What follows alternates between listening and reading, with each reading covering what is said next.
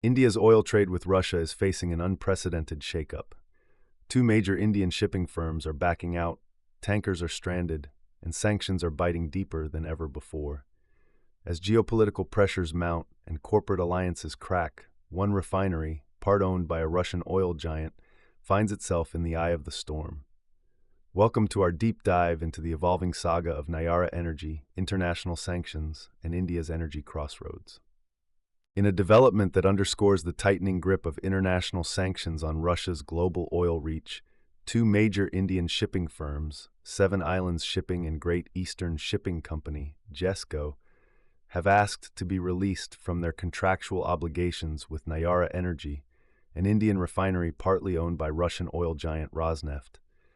The move, first reported by Reuters on July 29th, has sent ripples through both energy and diplomatic circles, marking a significant fracture in India's quietly enduring energy partnership with Moscow.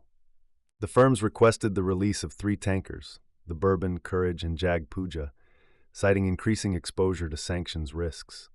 For Nayara Energy, a company that operates India's third-largest refinery and exports refined petroleum across regional and international markets, this development could not have come at a worse time. Nayara's ownership structure places it squarely within the realm of Russian corporate influence. A majority stake is held by entities tied to Rosneft, an oil giant that has faced sustained scrutiny from Western governments. While Nayara operates under Indian jurisdiction and serves the domestic market, its strategic reliance on Russian crude makes it vulnerable to the sweeping sanctions being spearheaded by the European Union and the United States. On July 18th, the EU implemented its 18th sanctions package targeting Russia's energy sector. For the first time, this package extended its restrictions to a Rosneft-linked refinery outside Russian borders, Nayara Energy. The implications were immediate and disruptive. The company was forced to slash output at its sprawling Vadinar facility, which normally processes 400,000 barrels of oil per day. Fuel storage constraints quickly became a logistical nightmare. One tanker filled with Russian Urals crude was turned away at the port, and two others were left stranded, unable to load their cargo. This sudden choke in operations comes amidst rising global efforts to starve the Kremlin of oil revenues, one of its primary financial arteries.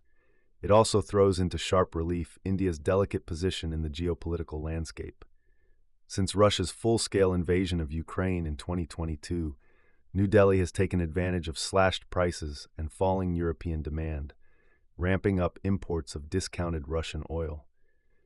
It's a decision born of economic pragmatism, even if it clashes with Western diplomatic priorities. Nayara's internal stability has begun to wobble. CEO Alessandro Desdorides stepped down shortly after the sanctions were announced, a resignation that many interpret as fallout from mounting regulatory pressure. The company's troubles didn't stop there.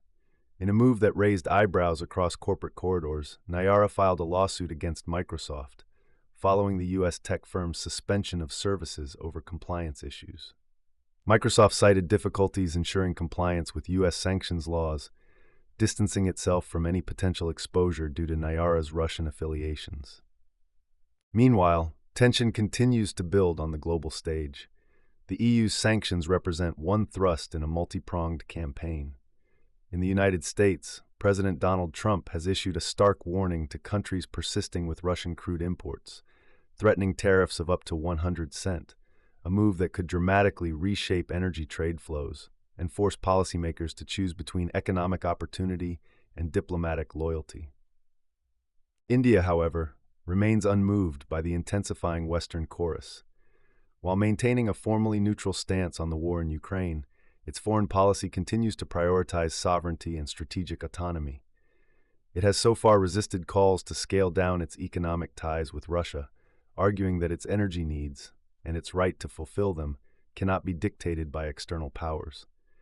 This approach reflects a broader ethos in India's diplomacy: engagement without entanglement.